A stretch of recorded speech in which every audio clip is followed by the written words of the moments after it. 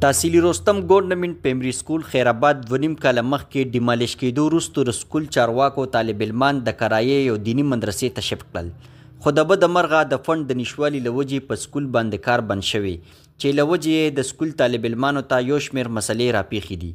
د سکول طالب علمان 2.5 کیلومتره لرې د کرایې بلډینګ ته پیدل سفر کوي. پرایمري سکول چې دی ته تقریبا د ارد ګرد د ویلج کونسل د نور کولو نه 3.5 کیلومتره فاصله کې ماشومانان راځي او د هغوی والدینو سره یقینا ډېر زیات فکر وي. ما په دې سلسله کې ډي او صاحب ته، ایم ان اے صاحب ته، ایم پی اے صاحب ته، ډي سی صاحب ته او تحصیل چیرمین صاحب ته په دې کې اپلیکیشنز لیکلي وو، خو تر اوسه پورې د هغې څه حل راونه وته. موږ واکدارانو ته دا درخواست کوو چې زموږ د ګورنمنټ پرایمري سکول د ماشومانو د مسلې حل کړي شي او زر تر زره په ګورنمنټ پرایمري سکول د آبادکارۍ کار شروع شي چې دا مسلې زر تر زره حل شي.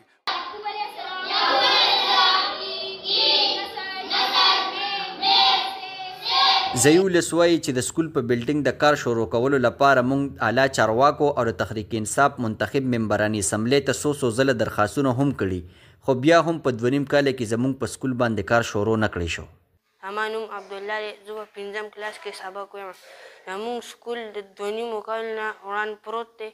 موږ د هغې غریب آباد چې موږ د هغې ځای نه دلته کې راځو، موږ ته وړو ته ډېر تکلیف وي. دې کې یخني هم راځي او ګرمي هم پکې راځي. موږ ته ډېر تکلیف وي، نو حکومت له دا پکار دی چې موږ دا سکول جوړ کړي.